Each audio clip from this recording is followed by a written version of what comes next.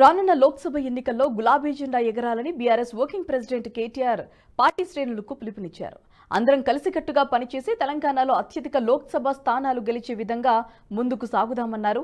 GHMC BRS కార్పొరేటర్లతో Telangana భవన్లో కేటీఆర్ సమావేశమయ్యారు. హైదరాబాద్లో బీఆర్ఎస్ విజయానికి కృషి చేసిన పార్టీ శ్రేణులకు ధన్యవాదాలు తెలిపారు. ఈ సందర్భంగా మాట్లాడుతూ హైదరాబాద్లో బీఆర్ఎస్ పార్టీ చాలా పటిష్టంగా ఉందన్నారు. అసెంబ్లీ ఎన్నికల ఫలితాలతో ఏమాత్రం నిరాశ పడవద్దని సూచించారు. బాధ్యతాయుతమైన ప్రతిపక్ష పాత్ర నిర్వహించేందుకు సిద్ధంగా ఉన్నామని ధైర్యం చెప్పారు.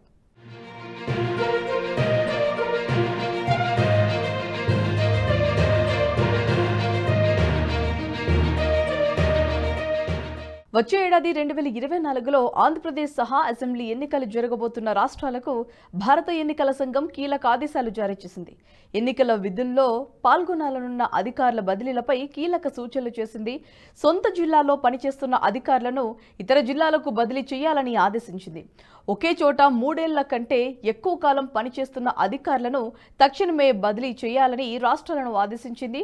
పోలీసులు సహా ఎన్నికల విధుల్లో పాల్గొనే అధికారులు అందరికీ ఈ నియమాలు వర్తిస్తాయని కేంద్ర ఎన్నికల సంఘం స్పష్టం చేసింది. కాగా 2024లో ఆంధ్రప్రదేశ్తో పాటు అరుణాచల్ ప్రదేశ్, సిక్కిం, ఒడిశా రాష్ట్రాలకు అసెంబ్లీ ఎన్నికలు జరగనున్నాయని వెల్లడించింది. ఆంధ్రప్రదేశ్ అసెంబ్లీ గడువు జూన్ 16తో ముగియనుందని ఈ సందర్భంగా కేంద్ర ఎన్నికల సంఘం ప్రస్తావించింది.